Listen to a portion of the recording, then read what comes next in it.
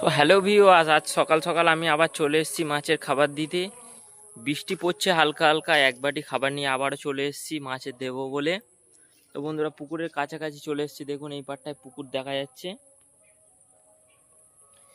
দেখা যাক পুকুরের কি অবস্থা, মাছের খাবার দিলে খায় কিনা। বৃষ্টির ওয়েদারে তো বলা যায় না মাছ খাবে কিনা। ক্যামেরায় এবার আপনাদের দেখাচ্ছি যে মাছরা খায় কিনা। সকালবেলায় এক মুঠো প্রথমে দেব,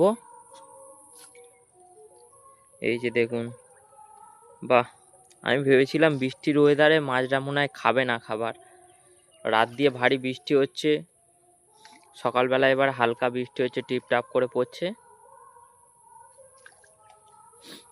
তো বৃষ্টির মধ্যেও মাছরা কেমন খাচ্ছে শুধু দেখুন।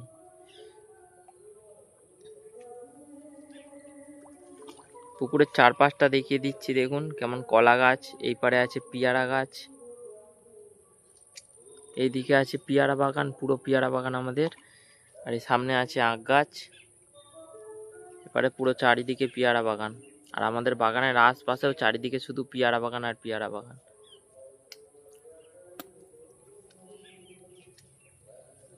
বন্ধুরা দেখুন কেমন মাছগুলো শুধু খায়। আবার দিয়ে দেবো, এই দেখুন।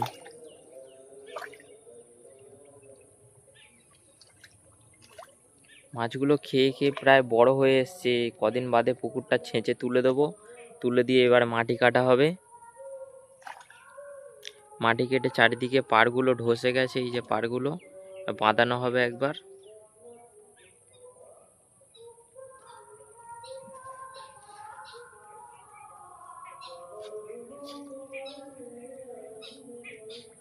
বন্ধুরা দেখুন, এখানে তেলাপিয়া আছে, রুই মাছ আছে